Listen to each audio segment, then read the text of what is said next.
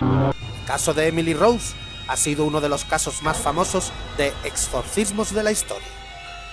Tanto es así que se llevó al cine con la película El exorcismo de Emily Rose y causó gran expectación en la época. Aquí les dejamos con la historia y con un audio donde se puede oír voces recogidas en medio del exorcismo. Son realmente sobrecogedoras. Emily Rose, en realidad, era una joven alemana llamada Anneliese Michel. Desde su nacimiento el 21 de septiembre de 1952, Anneliese Michel disfrutó de una vida normal, educada religiosamente desde que era muy pequeña. Sin advertencia, su vida cambió un día en 1968, cuando empezó a temblar y se dio cuenta de que no tenía control sobre su propio cuerpo. No pudo llamar a sus padres, Joseph y Anna, ni a ninguna de sus 3 hermanas.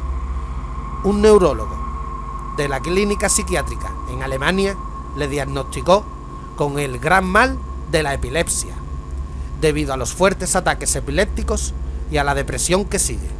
Anneliese fue admitida para tratamiento en el hospital. Poco después de comenzar los ataques, Anneliese empezó a ver imágenes diabólicas durante sus rezos diarios. Era el otoño de 1970, y mientras los jóvenes disfrutaban de las libertades de la época, Anneliese estaba atormentada con la idea de que estaba poseída. Parecía no haber otra explicación a las imágenes diabólicas que se le aparecían mientras rezaba. Voces empezaron a perseguir a Anneliese, diciéndole que iba a achicharrarse en el infierno. Ella le mencionó los demonios a los médicos solo una vez, explicándoles que habían comenzado a darle órdenes. Los doctores parecían incapaces de ayudarla, y Anneliese perdió esperanzas en que la medicina podría curarla. En el verano de 1973, sus padres visitaron a diferentes pastores solicitando un exorcismo. Sus requerimientos fueron rechazados y les recomendaron que Anneliese, de ahora 20 años, debía seguir con su tratamiento médico. Les fue explicado que el proceso por el cual la Iglesia aprueba una posesión es muy estricto, y hasta que todos los aspectos no estén cubiertos, el obispo no puede aprobar un exorcismo. Los requerimientos, para nombrar algunos, incluyen aversión por los objetos religiosos, hablar en idiomas que la persona nunca había aprendido y poderes sobrenaturales. En 1974, después de haber supervisado a Anneliese por algún tiempo, el pastor Ernst solicitó permiso para realizar un exorcismo al obispo de Würzburg. La solicitud fue rechazada y seguida de una recomendación de que Anneliese debería recibir un estilo de vida más religioso, con el propósito de que encuentre la paz. Los ataques no disminuyeron y su conducta se volvió mucho más errática. En casa de sus padres, insultaba, golpeaba y mordía a los otros miembros de su familia. Se rehusaba a comer porque los demonios se lo prohibían. Anneliese dormía en el suelo de piedra, comía arañas, moscas y carbón, y había comenzado a beber su propia orina. Se la podía escuchar por toda la casa gritar por horas mientras rompía crucifijos, destruía pinturas de Jesús y tiraba los rosarios.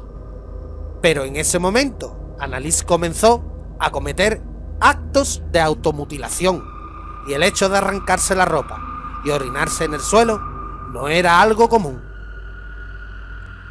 Luego de hacer una exacta verificación de su posesión en septiembre de 1975, el obispo le ordenó al padre Arnold y al pastor Ernst a participar en un gran exorcismo de Anneliese. La base para este ritual era el Ritual Romanum, el cual era, para ese momento, todavía un canon legal válido desde el siglo XVII. Se determinó que Anneliese debía ser salvada de varios demonios, incluyendo a Lucifer, Judas Iscariote, Nerón, Caín, Hitler y Fleischmann, un cura del siglo XVI, y algunas otras almas atormentadas que se manifestaban a través de ella. Entre septiembre de 1975 hasta julio de 1976, se le practicaron 1 o 2 sesiones de exorcismos por semana. Los ataques de Annalise eran tan fuertes que a veces tenía que ser sostenida por 3 hombres o incluso hubo que encadenarla. Durante este tiempo, Annalise regresó a una vida hasta cierto punto normal. Tomó los exámenes finales de la Academia de Pedagógica e iba a la iglesia. Los ataques, sin embargo, no pararon. De hecho, se le paralizaba el cuerpo y caía inconsciente poco después. El exorcismo continuó por muchos meses más, siempre con las mismas oraciones y conjuros. Algunas veces estaban presentes en los rituales miembros de la familia y visitantes, como por ejemplo un matrimonio que alegaba haber descubierto a Annalise. Por varias semanas, Annalise se rehusó a comer y sus rodillas se rompieron por las 600 flexiones que hacía obsesivamente durante cada sesión. Se hicieron más de 40 grabaciones durante el proceso con el propósito de preservar los detalles. El último día del rito del exorcismo fue el 30 de junio de 1976 y para este punto Annalise sufría de neumonía. También estaba completamente delgada y tenía una fiebre muy alta. Exhausta y físicamente incapacitada para hacer flexiones por su cuenta, sus padres la ayudaban con los movimientos. Lo último que le dijo Annalise a sus exorcistas fue: rueguen por el perdón. Y a su madre le dijo: mamá, tengo miedo. Anna Mitchell grabó la muerte de su hija al día siguiente, el 1 de julio de 1976 al mediodía. El pastor Ernst informó a las autoridades y el fiscal general comenzó una investigación inmediatamente. De acuerdo a la evidencia forense, Annalise murió de hambre. Los especialistas demandaron que si los acusados la hubieran forzado a comer una semana antes de su muerte, Annalise se podría haber salvado. Una hermana declaró que Annalise no quería ir a una institución mental porque la podrían sedar y obligarla a comer. Los exorcistas trataron de probar la presencia de demonios poniendo las grabaciones de los extraños diálogos, como uno en que 2 demonios discutían cuál de ellos iba a dejar el cuerpo de Annalise primero.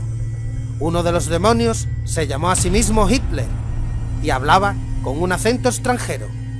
Hitler nació en Austria. Ninguno de los presentes durante el exorcismo tuvo la más pequeña duda de la auténtica presencia de estos demonios. Los psiquiatras, a quienes se le había ordenado testificar, hablaron de la Doctrinariae Inductio. Ellos decían que los sacerdotes le habían dado a Annalise el contenido de sus conductas psicóticas. Por lo tanto, según ellos, ella luego aceptó su conducta como una forma de posesión demoníaca. También declararon que el desarrollo sexual inestable de Annalise, junto a su diagnosticada epilepsia, habían influenciado la psicosis. Una comisión de la Conferencia Episcopal Alemana después declaró que Annalise Mitchell realmente no estaba poseída. Sin embargo, esto no impidió a los creyentes a continuar con la lucha de Annalise, ya que muchos creían en su posesión, que el cuerpo de Annalise no encontró paz incluso después de la muerte. Su cadáver fue exhumado 11 años y medio luego de ser enterrada, solo para confirmar si se había descompuesto y si había sido bajo las condiciones normales. En la actualidad, su tumba permanece como lugar de peregrinaje para rezar el rosario por aquellos que creen que Annalise Mitchell luchó valientemente contra el demonio.